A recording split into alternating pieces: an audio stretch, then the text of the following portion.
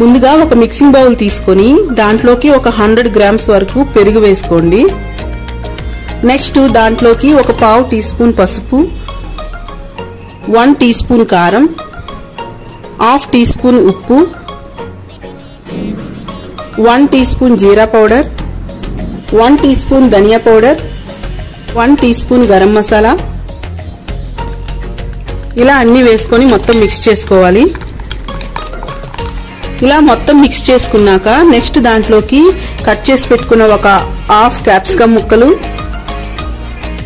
Next paneer ముక్కలు కూడా వేసి కలుపుకోవాలి. అయితే ఇక్కడ నేను పన్నీర్ 200 గ్రామ్స్ తీసుకున్నానండి. సో మీరు ఏ షేప్లో కావాలంటే పన్నీర్ని ఆ షేప్లో కట్ చేసుకొని వేసుకొని మొత్తం మిక్స్ చేసుకోవాలి. అయితే ఇక్కడ బిర్యానీ కోసం కదా అని పీసెస్ కొంచెం పెద్దగా తీసుకున్నా. సో కలిపేటప్పుడు కూడా నెమ్మదిగా కలుపుకోండి, లేకపోతే పన్నీర్ అంతా విడిపోతుంది. సో ఇలా మొత్తం కలుపుకున్నాక దీన్ని ఒక హాఫ్ అన్ అవర్ మ్యారినేట్ చేసి పెట్టుకోవాలి.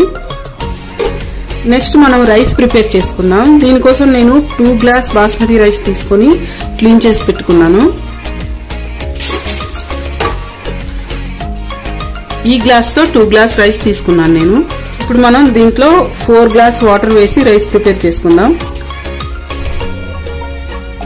నెక్స్ట్ దాంట్లోకి రైస్కి సరిపడా సాల్ట్ కొంచెం వేసుకోండి. నెక్స్ట్ ఒక పావు టీ స్పూన్ సాజీరా, 1 టీ స్పూన్ దాకా ఆయిల్ కూడా వేసి రైస్ ప్రిపేర్ చేసుకోండి.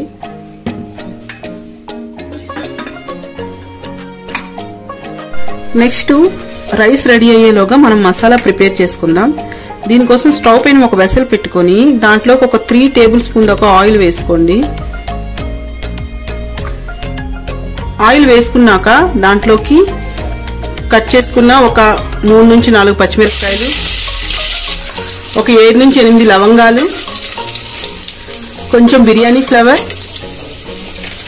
ఒక 3 లేదా 4 దాల్చిన చెక్క ముక్కలు, ఒక బిర్యానీ ఆకు, ఒక 5 నుంచి 6 బ్లాక్ పెప్పర్ మిరియాలు, హాఫ్ టీ స్పూన్ జీలకర్ర కూడా వేసి నెక్స్ట్ ఒక కప్పు ఉల్లిపాయ ముక్కలు కూడా వేసుకోండి.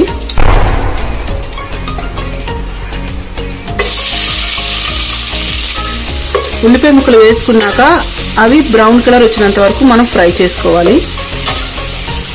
ఆనియన్స్ వేగుతున్నప్పుడే దాంట్లోకి 1 టేబుల్ స్పూన్ దాకా జింజర్ గార్లిక్ పేస్ట్ వేసుకొని కలుపుకోండి. జింజర్ గార్లిక్ పేస్ట్ వేసుకున్నాక ఫ్లేమ్ సిమ్లో పెట్టుకొని కలుపుకుంటూ ఉండాలండి, లేకపోతే అడుగు పట్టేస్తుంది. ఆనియన్స్ ఫ్రై అయిపోయాయి కదా, ఇప్పుడు నెక్స్ట్ 1 కప్పు టమాటా ముక్కలు కూడా వేసి కలుపుకోవాలి. నెక్స్ట్ టేస్ట్కి తగ్గట్టు సాల్ట్ వేసుకొని టమాటా ముక్కలన్నీ కూడా సాఫ్ట్గా అయినంత వరకు దీన్ని కుక్ చేసుకోవాలి. సో చూడండి టమాటాలు సాఫ్ట్గా అయ్యాయి కదా, ఇప్పుడు దీంట్లోకి మనం ఒక 3/4 కప్పు వరకు పెరుగు వేసుకోవాలి. Next 1 tea spoon biryani masala వేసి కలుపుకోండి.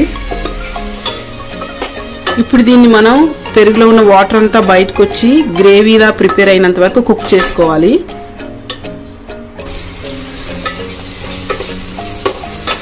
స్టవ్ని మీడియం ఫ్లేమ్లో పెట్టుకొని కుక్ చేసుకోండి. ఇలా ఆయిల్ పైకి వచ్చి గ్రేవీ ప్రిపేర్ అయినంత వరకు దీన్ని కుక్ చేసుకోవాలండి. సో ఇప్పుడు ఇది రెడీ అయిపోయింది కదా, ఇప్పుడు దీంట్లోకి మనం మ్యారినేట్ చేసి పెట్టుకున్న పన్నీర్ ముక్కలు వేసి కలుపుకోవాలి.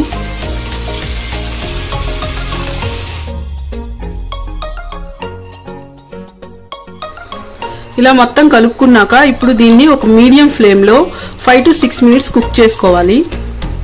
అయితే ఇది కుక్ అవుతున్నప్పుడు మీరు సాల్ట్ చూసుకోండి, ఒకవేళ సరిపోకపోతే మీకు టేస్ట్కి తగ్గట్టు సాల్ట్ కూడా వేసుకోండి. సో చూడండి ఇది కుక్ అయిపోయింది.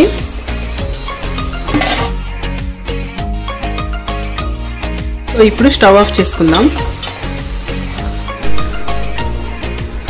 ఇక్కడ చూడండి రైస్ కూడా రెడీ అయింది.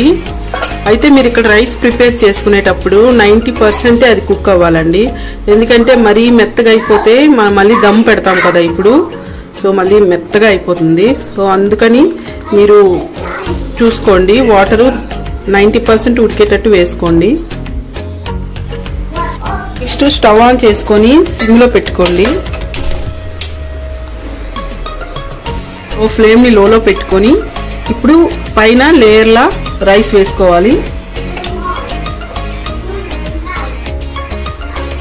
ఇలా మొత్తం రైస్ అంతా వేసుకున్నాక పైన 1 టేబుల్ స్పూన్ గీ కూడా వేసుకోండి.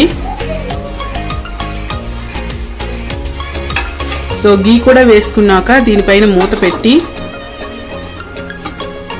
ఇప్పుడు దీన్ని బాగా లో ఫ్లేమ్లో ఒక 10 మినిట్స్ వరకు కుక్ చేసుకోవాలి. So yummy paneer tikka biryani ready.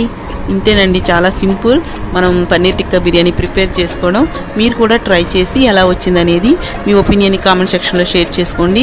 ఇంకా ఈ రెసిపీ కానీ మీకు నచ్చినట్లయితే ప్లీజ్ నా వీడియోని లైక్ చేయండి, షేర్ చేయండి. ఇంకా నా ఛానల్ కూడా సబ్స్క్రైబ్ చేసుకోండి. నేను మళ్ళీ ఇంకో మంచి వీడియోతో మీ ముందుకు వస్తాను. అప్పటి వరకు బాయ్ బాయ్, సైనింగ్ ఆఫ్.